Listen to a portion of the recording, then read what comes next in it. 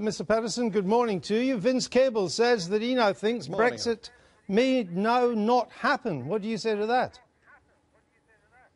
Wow, what's new? Vince Cable always wanted to stay in the European Union. He's chucking buckets of water around.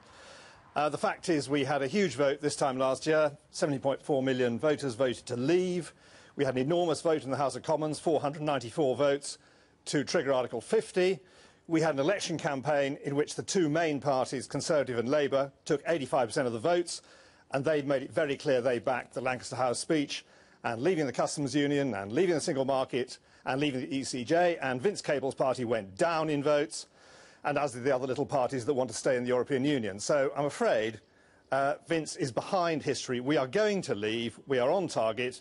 Michael Gove triggered leaving the 1964 London Convention so we can take back control of our seas and bring back a sane fishing policy, allowing prosperity to our fishing communities and, much more important, also getting environmental gains in our marine environment. So, all right. You know, clearly you think we're still heading for the exit, but Mrs May called the election because she wanted a mandate for her version of Brexit. She didn't get it. Surely you can't just continue with business as usual? Well, we've been over and over the election. We did not get the number of seats we wanted, but on votes we got 13.7 million. That was more, many more actually, than the Great Blair landslide. You didn't. You had an overall majority and you lost it. That's the fact. I said that, Andrew. We know that. So you didn't get the mandate. I'm not denying that. We did not get the... You didn't get the mandate. Oh, hang on, we got the votes. We got all the votes, and so did the Labour Party. You know, Owen Paterson, we're in a parliamentary system where what matters is the number of seats you get in the Commons. You know enough about the British Constitution to know that's what determines the mandate, not the number of votes. We're not a presidential system.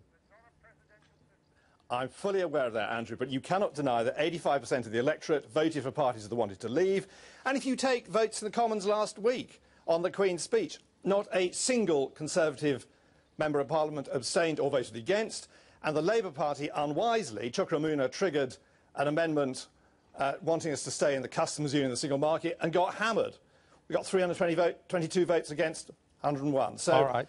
I'm absolutely clear that we have to deliver this. I mean, much the most important point in all this is if we do not deliver a proper Brexit, which means leaving the single market, leaving the customs union and leaving the jurisdiction of the ECJ and taking back control, as we made very clear in the referendum, there will be absolutely appalling damage to the integrity of the whole establishment. Not just political, the media and the judicial establishment.